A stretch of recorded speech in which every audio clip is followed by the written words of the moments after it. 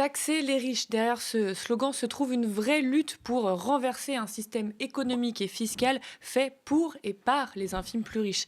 L'inégale répartition des richesses, les riches, les pauvres, ce n'est pas une fatalité, encore moins une loi tombée du ciel, non, c'est une idéologie et un système politique organisé. Taxer les riches, éloge de la progressivité de l'impôt, c'est le dernier ouvrage de Raphaël Prado et Attaque aux éditions Les Liens qui libèrent, c'est l'Instant Écho.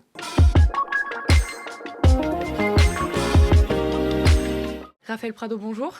Bonjour. Alors dans cet ouvrage, vous revenez sur la question de l'impôt français. C'est un vaste sujet, objet de fantasmes, de débats, de querelles aussi. Et par contre, vous commencez tout de suite en distinguant la TVA, la CSG et l'impôt sur le revenu. Est-ce que vous pouvez nous faire un petit point ? C'est vrai que quand on écoute certains médias qui appartiennent à des milliardaires, on a l'impression que les pauvres ne paieraient pas d'impôts, que les riches en paieraient beaucoup, parce qu'en fait, on focalise uniquement sur l'impôt sur le revenu. Et donc, c'est vrai que dès le départ, je rappelle que l'impôt sur le revenu rapporte moins que la TVA et rapporte moins que la CSG. L'impôt sur le revenu, c'est à peu près 100 milliards d'euros de recettes par an. C'est un des rares impôts progressifs, c'est-à-dire qui permet effectivement de faire payer plus les riches que les pauvres en proportion de leurs revenus, avec un système par tranche où, en fonction de votre revenu, chaque niveau de revenu est taxé à des taux différents. Mais la plupart des impôts en France ne sont pas progressifs. La CSG, c'est 150 milliards d'euros, c'est une fois et demie les recettes de l'impôt sur le revenu. Pourtant, c'est un impôt qui est proportionnel sur le revenu. Donc cette fois-ci, si on prélève 9% à tout le monde, celui qui est 10 fois plus riche avant impôt, il est toujours 10 fois plus riche après impôt. Ça n'a pas d'effet sur les inégalités. Et on ne s'en rend pas compte, mais le principal impôt en France, c'est la TVA. C'est 200 milliards d'euros. Et encore, il faudrait rajouter les autres impôts sur la consommation, notamment les taxes sur les carburants. Et la TVA, elle a l'effet exactement inverse d'un impôt progressif, puisque c'est un impôt qui est proportionnel sur la consommation. Alors ça, c'est quelque chose souvent les gens ont du mal à comprendre, parce qu'on me dit, mais oui, mais les riches consomment plus que les pauvres. Bien sûr, mais si on réfléchit en proportion de leurs revenus, les riches épargnent une partie de leurs revenus, donc finalement, la TVA ne s'applique pas à l'ensemble de leurs revenus. Et c'est pour ça qu'on arrive à des statistiques qui devraient tous nous alerter. L'INSEE montre que les 10% les plus riches ne payent que 5% de leurs revenus en TVA, alors que les 10% les plus pauvres en payent 12%. Donc on voit qu'en fait, si on prend les différents impôts, on a un système fiscal qui, globalement, est dégressif. C'est l'INSEE qui le montre. On a un système fiscal aujourd'hui qui augmente les inégalités.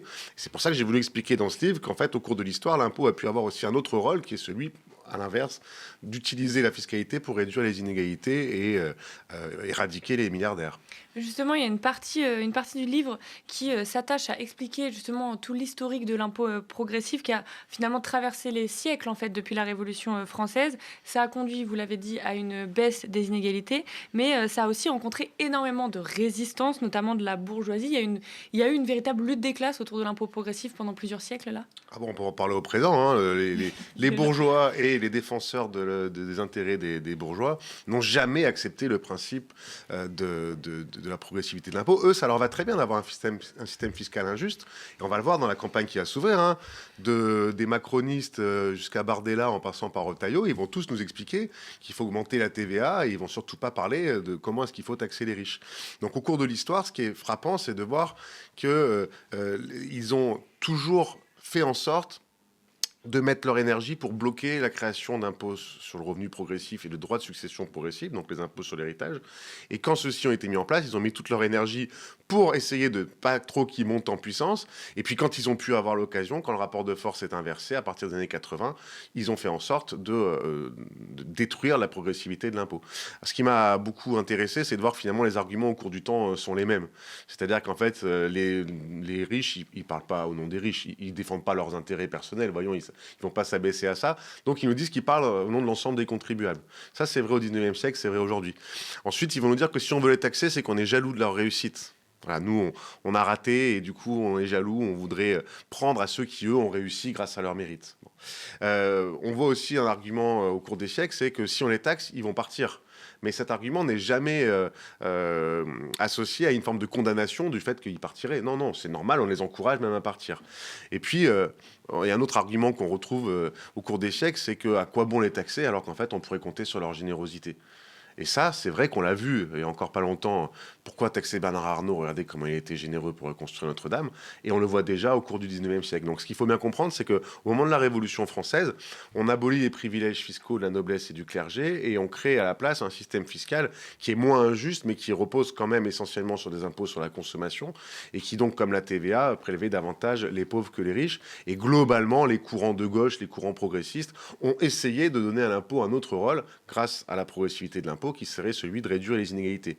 Bon, ben ça, évidemment, les bourgeois, ça leur est insupportable parce qu'ils considèrent que, par exemple, si Bernard Arnault a sa fortune, c'est bien sûr uniquement qu'il a mérité et c'est pas du tout parce qu'il exploite les travailleurs de LVMH ou qu'il reçoit des millions d'aides publiques. Oui, voilà, parce que c'est vrai qu'il y a toute une idéologie autour de la question de l'impôt. Par exemple, au fil des siècles, il y a aussi la question de la notion de sacrifice qui a été abordée. Est-ce que vous pouvez nous en parler un peu?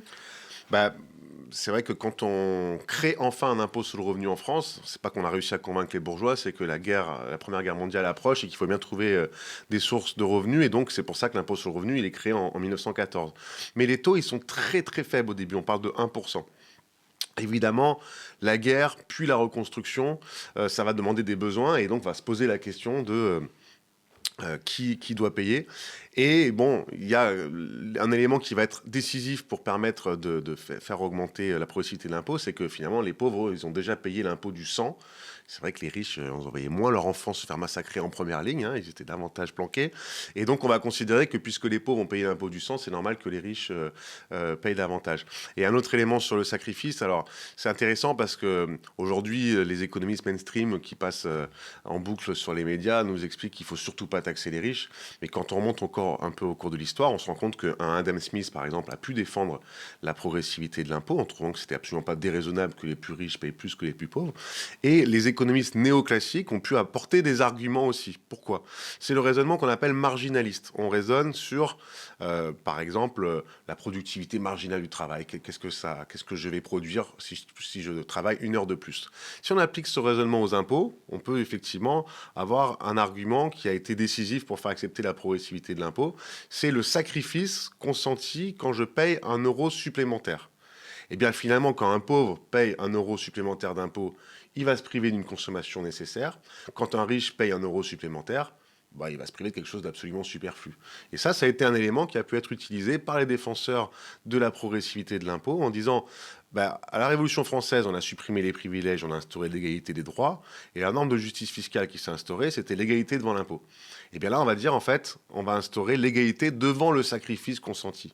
Et c'est comme ça qu'on arrive à justifier au 19e siècle, à partir des arguments des néoclassiques qui sont quand même des économistes plutôt libéraux, le fait que effectivement c'est tout à fait légitime de demander une contribution plus importante aux pauvres qu'aux riches. Donc il y a eu cette progressivité de l'impôt mise en place, donc on l'a dit dans la résistance, etc., au fil des siècles. Et puis, dans les années 80, il y a eu, là on l'apprend à personne, un gros tournant libéral. Il y a eu hausse de la CSG, hausse de la TVA, baisse de l'impôt progressif. Par exemple, en 1986, c'est vous qui le dites, il y avait 14 tranches. Aujourd'hui, il y en a 5. Le taux marginal était de 58%. Aujourd'hui, il est de 45%. Et puis, il y a eu beaucoup de choses mises en place, des niches fiscales, la flat tax, donc on taxe davantage les revenus du travail plutôt que les revenus du capital. Il y a eu une baisse aussi de la progressivité au niveau fiscal, avec le pacte Dutreuil. Il y a eu beaucoup il y a eu un gros tournant qui a du coup refait exploser les inégalités à ce niveau-là. Alors, au cours de l'histoire, on note vraiment une très forte corrélation entre la mise en place d'impôts progressifs au début du XXe siècle et la réduction des inégalités tout au long du XXe siècle. Et bien de la même manière, on a une très forte corrélation. Et par exemple, on voit aux États-Unis, ils sont allés plus fort que nous encore dans la remise en cause d'impôts progressifs, si bien qu'aujourd'hui, c'est un pays qui est plus inégalitaire que la France, alors qu'au cours du XXe siècle, c'était l'inverse, justement, parce qu'ils étaient allés plus loin dans la progressivité de l'impôt. Le taux marginal supérieur, c'est-à-dire celui qui s'applique aux plus hauts revenus, il a carrément été en moyenne de 80% aux États-Unis entre 1933 et 1980. À partir du tournant néolibéral, donc c'est l'arrivée de Reagan au pouvoir aux États-Unis, de Thatcher en Grande-Bretagne, et en France, c'est la première cohabitation avec Chirac-Mitterrand. Donc Mitterrand avait porté effectivement l'impôt sur le revenu à 14 tranches et le taux marginal supérieur à 65%. Et ensuite, on n'a fait que diminuer. Et les différents mécanismes de niche fiscale, d'évasion fiscale, font qu'en plus, ça ne sert pas à grand-chose de regarder les taux théoriques, parce qu'en fait, ils ne payent pas le taux théorique. C'est comme ça qu'on a appris récemment, grâce à notre ancien ministre de l'économie, qui, une fois qu'il n'était plus ministre de l'économie, s'est rendu compte quand même qu'il y avait un petit problème, c'est qu'en France, il y avait 13 000 personnes qui sont assujetties à l'IFI, donc l'impôt sur la fortune immobilière. Ça veut dire qu'ils ont un patrimoine immobilier, et uniquement immobilier, supérieur à 1,3 million d'euros. Et pourtant, ils payent 0 € d'impôt sur le revenu.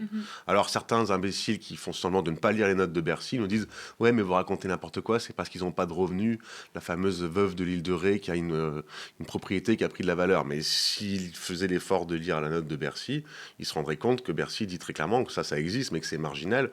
Et d'ailleurs, la preuve que c'est pas ça l'explication, c'est qu'à l'intérieur de ces 13 000 millionnaires, plus on a un patrimoine immobilier important, et plus la part de ceux qui payent 0 € d'impôt sur le revenu augmente. Il y a même quelqu'un qui a 72 millions d'euros de patrimoine immobilier qui paye 0 € d'impôt sur le revenu. Alors tout le monde peut comprendre que si j'ai des dizaines de millions de patrimoine immobilier, c'est pas uniquement ma résidence principale, mais que ça va au contraire générer des revenus, des loyers. Le problème, c'est qu'aujourd'hui, il y a plein de mécanismes légaux ou à la limite de la légalité ou illégaux qui permettent aux plus riches d'échapper à l'impôt. Oui, c'est ça. C'est que, bon, on l'avait vu aussi avec les travaux de Gabriel Zucman, mais il y a des jeux de vases communicants où en fait on touche plutôt des dividendes ou par des holdings familiales plutôt que de toucher des revenus, et ça permet comme ça de passer entre les mailles du filet. Donc ce tournant libéral-là, il a eu des vraies conséquences. On vient d'en parler, mais il y en a d'autres. Par exemple, les hauts revenus, les minimes hauts revenus ont fait que augmenter. On a connu en France et ailleurs des records de richesse, des records de dividendes. Là, ce début juillet, on a appris qu'il y avait 34 600 nouveaux millionnaires et que la France est le pays de l'Union européenne où leur nombre progresse le plus. Alors, il y en a qui trouvent voilà. Il y en a qui trouvent que c'est une bonne nouvelle. Je trouve que c'est quand même assez révélateur du système qui est mis en place. Et puis, je venais d'en parler, Gabriel Zucman, qui a mis en avant que la population française paie en moyenne 50% de ses revenus en impôts et cotisations sociales contre 27% pour les milliardaires. Si je peux dire un mot juste là-dessus, parce que du coup, il y a cette étude d'UBS qui vient de sortir, et UBS dit clairement, parce que bizarrement, ça n'a pas été dit trop dans les grands médias, mais que pendant le même temps, le patrimoine médian, donc le patrimoine de celui qui est au milieu, 50% ont un patrimoine supérieur, 50% en moyenne inférieure, lui, il baisse dans la plupart des pays. Et donc UBS dit clairement, je rappelle qu'UBS c'est une banque suisse, c'est pas particulièrement un organe de propagande anticapitaliste, et qui dit clairement qu'en fait, cette hausse du nombre de millionnaires traduit une hausse des inégalités. C'est pas spécifique à la France, on le voit dans les différents pays, mais ça s'explique justement par le fait que, à force de réduire la progressivité de l'impôt, ça favorise la concentration des richesses dans les mains de quelques-uns. Puis au-delà de réduire la progressivité, c'est-à-dire quand on arrive aux infimes plus riches, c'est régressif, c'est-à-dire que les 0,1% des plus riches paient moins d'impôts en proportion que le commun des mortels. On arrive aujourd'hui à cette statistique en 2026, et tout ça, en fait, ça a été organisé par ce qu'on vient de discuter. Et c'est pas simplement Zucman qui le dit, je le dis parce que souvent sur les plateaux qui appartiennent à des milliardaires, on va taper sur Zucman comme s'il était le seul à le dire. Oui, pas du tout. Je rappelle qu'il y a l'Institut des politiques publiques qui a sorti le même type d'information, et encore plus intéressant, quand Macron était empêtré dans la crise des Gilets jaunes et que les gens demandaient à juste titre « rends l'ISF d'abord », il avait dit « je vais mettre en place un comité d'évaluation pour évaluer les effets de ces réformes fiscales, notamment donc la suppression de l'ISF, sa transformation en IFI, et la flat tax qui fait qu'aujourd'hui les revenus financiers ne sont plus taxés au barème progressif ». Et ce comité d'évaluation, avec des économistes qu'il a lui-même nommés, qui ne sont pas membres d'Attaque, qui ne sont pas des économistes atterrés, qui ne sont pas souvent reçus sur ce plateau, en fait, ils ont montré clairement dans 4 rapports que les réformes fiscales n'avaient eu aucun effet sur l'investissement et l'emploi, mais avaient permis aux plus riches d'être plus riches. Et ils notaient eux-mêmes, dans ce rapport officiel, qu'effectivement, à l'intérieur des 0,1% les plus riches, les revenus qu'on touche sont essentiellement logés dans des holdings. Et donc, à l'intérieur des 0,1% les plus riches, plus on est riche et moins on paye d'impôts en proportion de son revenu. C'est quelque chose qui devrait choquer tout le monde. Alors heureusement qu'il reste une concentration des médias dans les mains de quelques milliardaires qui permettent de continuer à défendre le fait qu'il ne faut surtout pas mettre en place la taxe Zucman, ou comme je l'ai dit tout à l'heure, que ça veut dire qu'on est jaloux ou qu'on veut les faire partir, parce qu'en fait c'est injustifiable. Comment vous pouvez justifier que Bernard Arnault paye moins d'impôts que sa secrétaire ? Rien ne permet de justifier.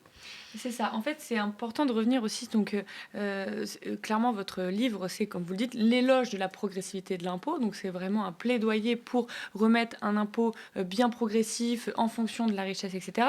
Et derrière, je trouve qu'on ne s'attarde pas assez sur l'idéologie de pourquoi on veut faire payer des impôts aux plus riches. Vous le disiez dès le début, C'est comme si soit ils avaient travaillé dur pour en être là, soit ils l'avaient mérité, soit c'est parce qu'ils portent la France, ou alors s'ils sont plus là, tout va s'écrouler. Je pense à vos confrères de l'Observatoire des multinationales qui expliquaient qu'en fait, des fois, les plus riches, ils nous coûtent un peu plus qu'ils nous rapportent. Donc, je me rappelle, on en avait parlé il y a quelques années sur le plateau.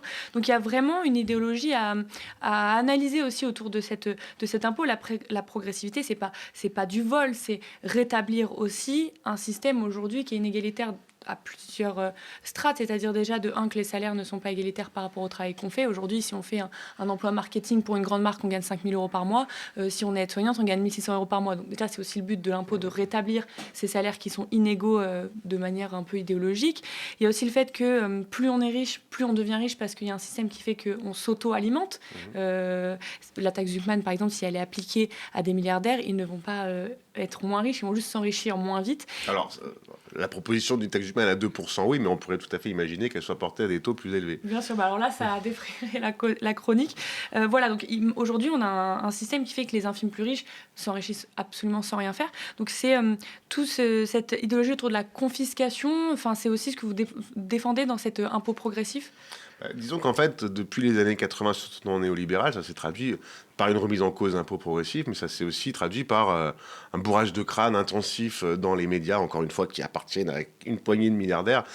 Donc on dit jamais sur ces médias que les éditorialistes ou les gens qui sont invités sont là pour défendre les intérêts du propriétaire de la chaîne, mais peut-être qu'on pourrait quand même se demander au nom de qui ils parlent.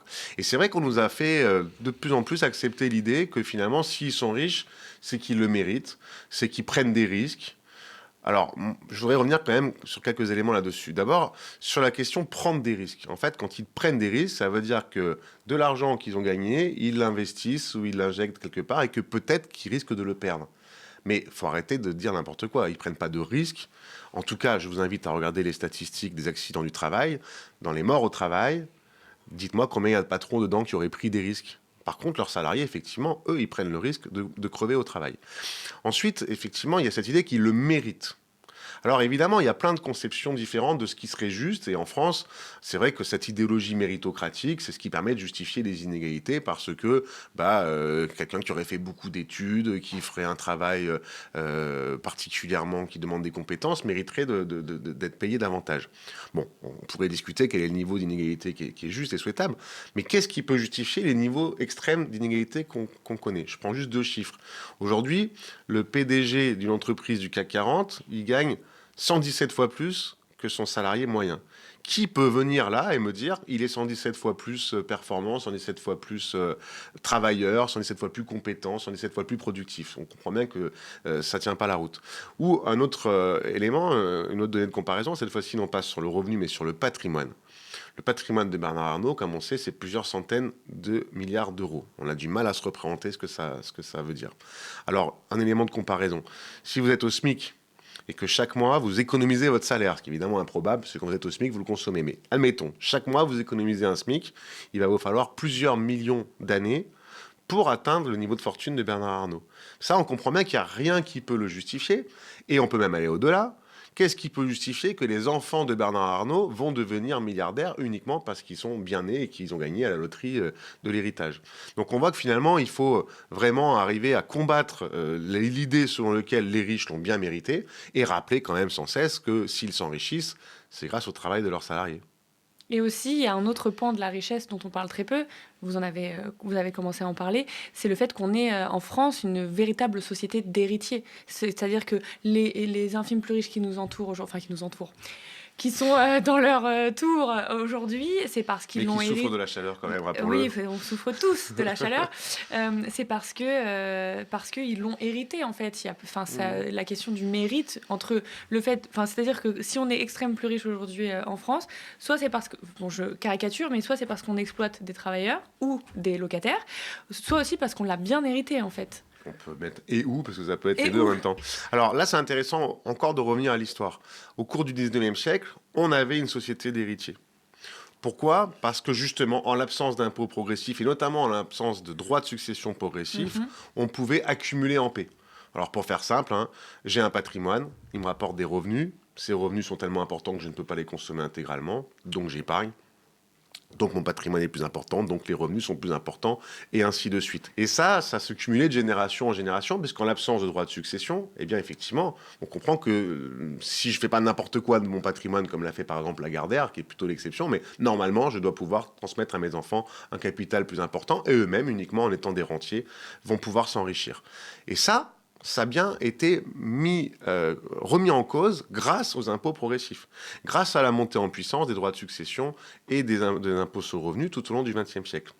Que nous dit le Conseil d'analyse économique? Là encore, c'est pas des gauchistes, c'est des économistes qui remettent leur rapport sur le bureau de Matignon. Oui. En 2021, ils ont publié une note qui s'appelle « Repenser l'héritage » et qui alertait la société française en disant « Attention, on est en train de reconstituer une société de rentiers, une société d'héritiers. » Et pourquoi? Eh bien, précisément parce que, du fait des différentes niches fiscales, notamment le pacte Dutreil, qui permet de transmettre une entreprise en étant exonéré d'impôts à autour de 75%, eh bien, en fait, on est de plus en plus en train de voir ces patrimoines exploser et ces patrimoines se transmettre de génération en génération. Et c'est pour ça que là, il y a un effort particulier à faire, même si les droits de succession sont impopulaires, à se battre pour dire, eh bien, en fait, il va falloir mieux imposer les super-héritages et pourquoi pas définir un niveau d'héritage maximum.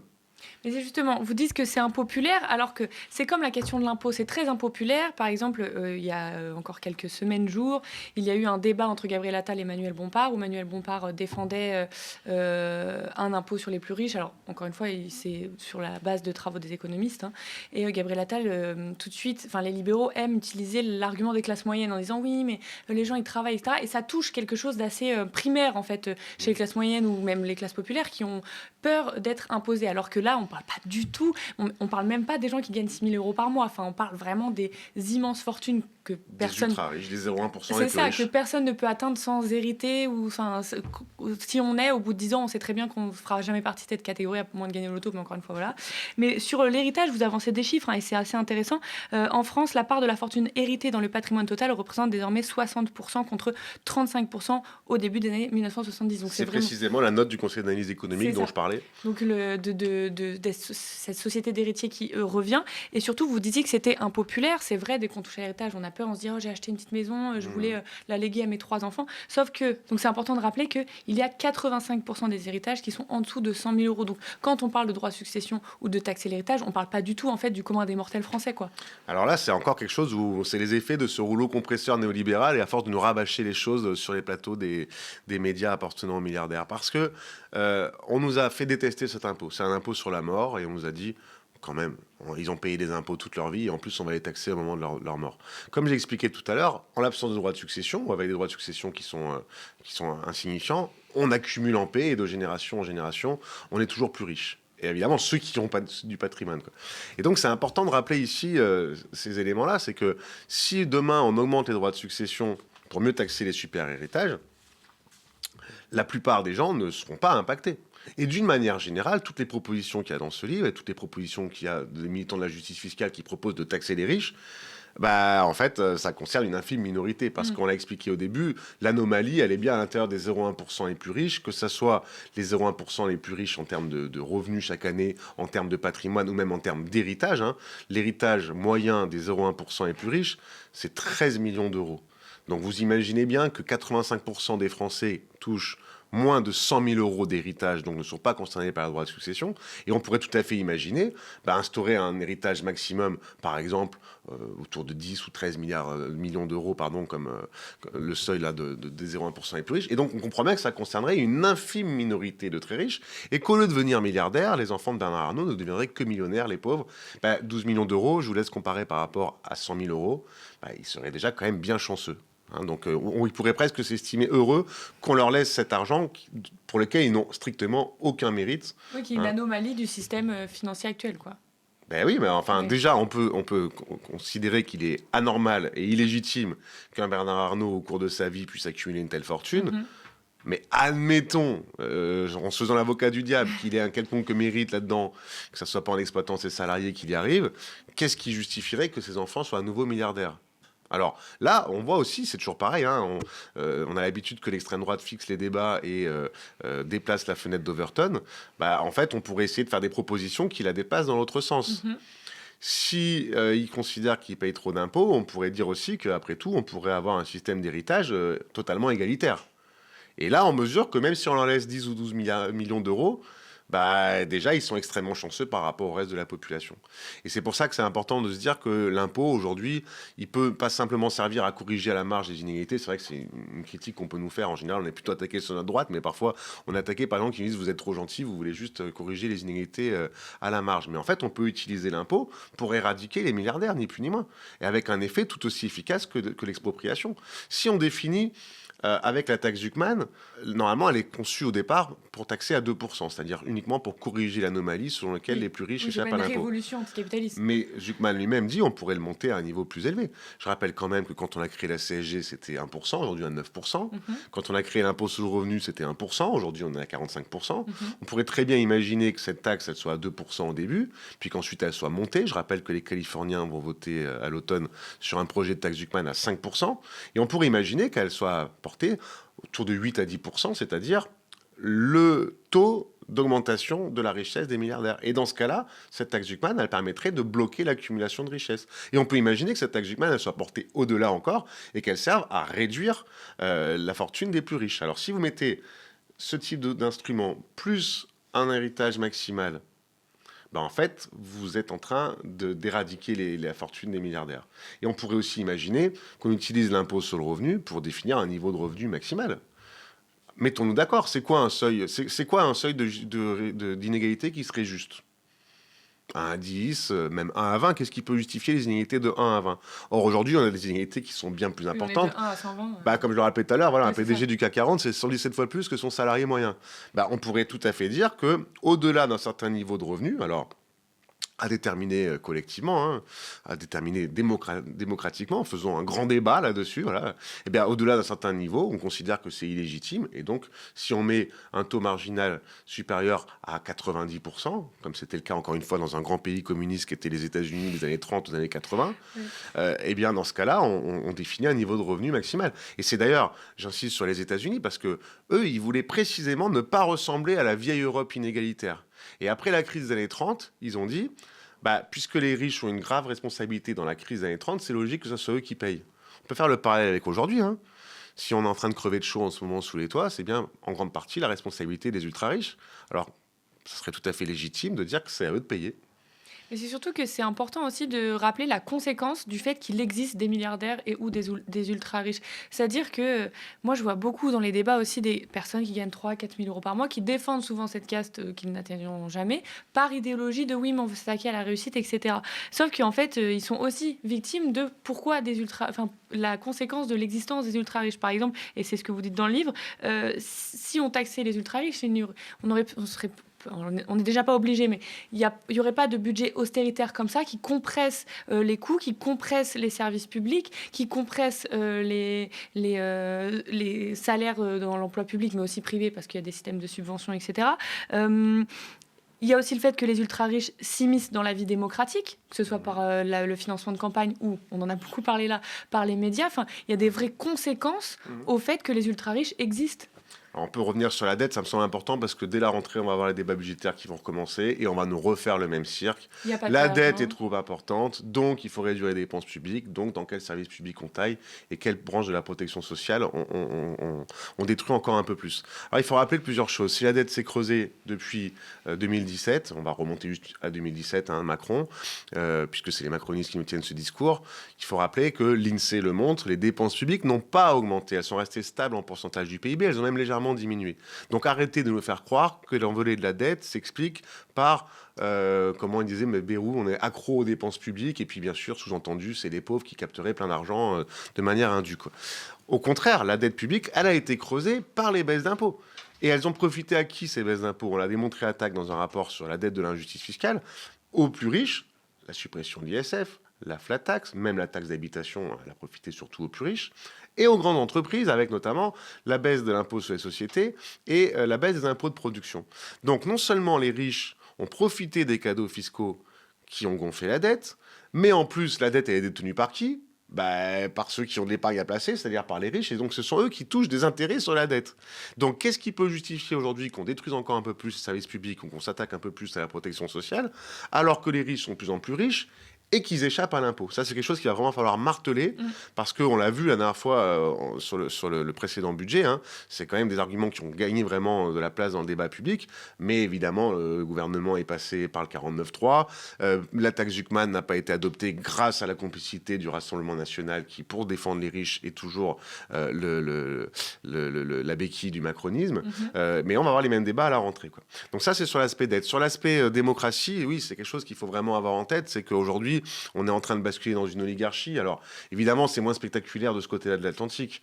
Quand on regarde aux États-Unis, Musk, il a dépensé des centaines de millions de dollars pour faire élire Trump. Nous, on pourrait se dire qu'on n'en est pas là. Alors, il y a des règles de financement de la vie politique. On ne peut pas donner de dons au-delà de 7 500 euros. Mais il y a des études qui ont été menées, notamment Julia Cagé, sur le prix de la démocratie. Elle a étudié la campagne de Macron en 2017. En réalité, quand on regarde ce micro-parti qui sort de nulle part, comment il fait pour arriver à gagner la présidentielle? Parce que vous avez un petit nombre de dons, mais qui sont tous au plafond de 7 500 euros. Alors si on rajoute ça, plus la concentration des médias dans les mains de milliardaires, la concentration encore plus forte dans l'édition, alors en plus de milliardaires ici qui mènent consciemment une bataille culturelle pour l'extrême droite, on arrive à un vrai problème démocratique, on arrive à un vrai pouvoir de nuisance de ces milliardaires. Je voudrais citer Joseph Stiglitz, qui est un économiste pas spécialement radical, qui est un prix Nobel d'économie états-unien, et qui soutient la taxe Zuckman, et qui a eu cette phrase que je trouve très juste: si la taxe Zuckman n'a pas été encore adoptée en France, c'est la preuve du pouvoir des oligarques. Et ça, on va avoir le même cirque à la rentrée, sur BFM, dans les colonnes du Parisien, dans les colonnes de tous les journaux qui appartiennent à des milliardaires. Sur CNews, on a exactement le même discours. On va vous dire, surtout pas, il ne faut pas taxer la taxe Zuckman. Vous y comprenez rien en économie. D'ailleurs, Zuckman lui-même, il est nul, il est incompétent. Oui. Et d'ailleurs, on va accueillir un patron qui va nous expliquer que si jamais on le taxe, il va partir. Bon. Donc c'est vrai que ça, c'est quelque chose qui montre bien qu'aujourd'hui, c'est pas simplement une question d'inégalité insupportable, c'est aussi une question de remise en cause de la démocratie et de basculement vers l'oligarchie. Et donc du coup, oui, dans ce livre, pour conclure, vous avancez des pistes concrètes pour au moins essayer de réduire ces anomalies et in fine de mettre fin au système de milliardaires. Alors, on en a parlé aujourd'hui beaucoup dans cet entretien, mais il y a notamment réduire le poids de la TVA en taxant davantage les produits de luxe et moins ceux de première nécessité. Ça peut aussi passer par les impôts non progressifs, et de les rendre progressifs, du coup, cette remise à niveau. Si on augmente les impôts progressifs, donc si on instaure la taxe Zuckman, si on rétablit l'ISF, si on augmente le tranche d'impôt sur le revenu, si on supprime la flat tax et qu'on rétablit la progressivité de l'impôt sur les revenus financiers, bref, si on fait payer les riches, alors il n'y a aucune raison que l'impôt continue à porter de manière aussi importante sur la consommation. La TVA, c'est un impôt qui est particulièrement injuste et ses recettes n'ont fait qu'augmenter parce que c'est très pratique. Au nom de la concurrence fiscale, il ne faut pas taxer les entreprises, sinon elles s'en vont. Il ne faut pas taxer les riches, sinon ils s'en vont. Et donc, on taxe les consommateurs qui, eux, s'en vont pas. Et bien donc, effectivement, si on récupère des recettes par ailleurs en taxant les plus riches, encore une fois, sur leurs revenus, sur leur patrimoine et lors de l'héritage, eh bien, on va pouvoir baisser les impôts sur la consommation. Et en particulier, on pourrait baisser la TVA sur les produits de première nécessité, pourquoi pas même arriver à une TVA à taux zéro pour moins faire porter l'imposition sur les classes populaires. Et on pourrait même moduler la TVA, alors ça nécessiterait de renégocier les traités européens, enfin c'est une directive européenne, mais bon, on peut imaginer que quelqu'un élu avec la légitimité du suffrage universel puisse mener cette négociation. Jusqu'aux années 80, en France, on avait un taux supérieur sur les produits de luxe. Et là, on comprend que c'est pas que gagner de l'argent, c'est aussi utiliser la fiscalité pour décourager certaines consommations ostentatoires. Alors, mon propos n'est pas de dire qu'il y a que les impôts. Par exemple, à Attaque, on défend l'interdiction des jets privés et des méga-yachts, qui n'ont aucune justification dans une société où on voit que la planète devient de plus en plus invivable. Mais la TVA peut aussi, la fiscalité peut aussi servir à ça. Les impôts progressifs peuvent rendre les riches moins riches et donc qui détruisent moins la planète par leur consommation. Et si on introduit une TVA plus importante sur des produits de luxe, et notamment sur des produits polluants, on voit aussi que ça peut avoir un rôle incitatif pour désinciter des consommations ostentatoires, dont je rappelle que le but, c'est uniquement de montrer qu'on est plus riche. Quand Bernard Arnault s'achète un nouveau méga-yacht pour qu'il ait enfin le plus gros méga yacht, parce qu'entre-temps, il y en a qui ont un plus gros yacht que lui, on comprend que c'est totalement irresponsable et qu'alors qu'on est en train de suffoquer et qu'on s'apprête à vivre une nouvelle vague de canicule, il faut tout simplement mettre les criminels climatiques hors d'état de nuire et que la fiscalité, c'est un des outils qui permet de le faire. Pendant des dizaines d'années, les libéraux et les fameux 1% ont essayé de monter les uns contre les autres les plusieurs strates de population, les classes populaires, les classes moyennes supérieures, voilà, pour dire qu'à chaque fois c'était la faute de l'autre si on avait des problèmes d'argent ou s'il y avait des soucis en général, de monter les 1008 contre les smicards et puis après contre ceux qui touchent le RSA. Est-ce que vous sentez là que par cette ultra-concentration des richesses, par ce phénomène qui est en train d'être vraiment exacerbé, la bataille culturelle est quand même en train de se retourner ou de commencer à être gagnée dans ce plaidoyer de non, votre problème aux 99%, c'est les 1% là. On peut dire qu'il n'y a pas que les libéraux, l'extrême droite a joué un rôle très important là-dedans. C'est-à-dire pour qu'en moi, fait, ils sont libéraux, l'extrême droite, mais oui, c'est important de alors, le rappeler. c'est vrai, mais quand on pense aux libéraux, on pense plutôt effectivement à la droite classique, etc. Et l'extrême droite est parfois présentée sur certains plateaux appartenant, encore une fois, à des milliardaires comme étant socialistes. Bon, alors il faudrait quand même rappeler quelque chose ici, c'est que l'extrême droite a réussi à substituer un discours de lutte des classes par un discours raciste qui revient finalement à créer des boucs émissaires et à dire si vous êtes dans la galère, ah, c'est pas de la faute de votre patron, non. C'est la faute de l'immigré qui aurait droit à des aides auxquelles vous n'avez pas droit. C'est la faute de celui qui est encore plus pauvre que vous, mais qui touche le RSA. Et on nous a fait détester, effectivement, ce qui, en fait, relève de mécanismes de solidarité. Les libéraux ont accentué ça en nous expliquant que celui qui veut, il peut, et que donc, finalement, si t'es pas riche, c'est que t'as pas vraiment voulu. Et tout ça justifie de détricoter les mécanismes de solidarité. Donc, aujourd'hui, c'est important de se réarmer pour dire mais non, mais en fait, rien ne justifie ça. Et au contraire, identifions quels sont les vrais responsables. Et si vous êtes dans la galère, c'est pas la faute d'un immigré qui vous aurait piqué un boulot. D'ailleurs, toutes les études économiques montrent que l'immigration ne crée pas de chômage, n'a pas d'impact à la baisse sur les salaires.